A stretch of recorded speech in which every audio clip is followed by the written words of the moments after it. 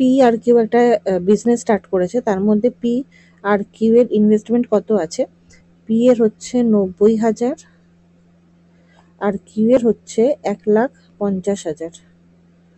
ঠিক আছে, আচ্ছা লাস্টে তিনটে জিরো কেটে গেল, এটা কেটে গেল, 3:5 হলো।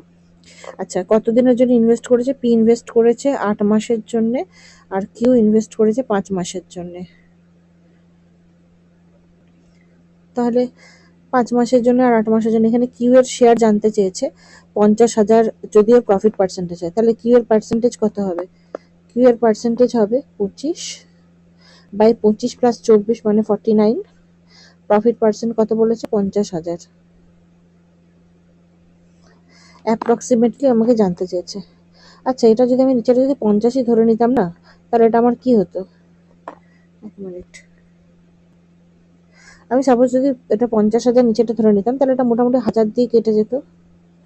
এটা যদি আমি 50 ধরতাম, এটা যদি আমি মানে এটা আমি ধরছি 50, ঠিক আছে, তাহলে এটা 1000 দিয়ে কেটে যেত, তাহলে উপরে হতো আমার 25,000, কিন্তু নিচে তো আমার 50 নেই, আমার আছে 49, মানে উত্তর হবে 25,000-এর থেকে একটু বেশি। তাহলে এইটা উত্তর হয়ে যাবে। পুরোটা ক্যালকুলেশন করার দরকারও নেই, শর্ট ট্রিকেই হয়ে যাবে। ঠিক আছে, অত ক্যালকুলেশনের দরকার নেই, যেখানে আমার পরীক্ষাতে হচ্ছে আমাকে তাড়াতাড়ি করতে হবে। আর এটা এসেছিল হচ্ছে এসএসসি সিজিএল, এটা এসএসসি সিজিএল এর একটা প্রশ্ন।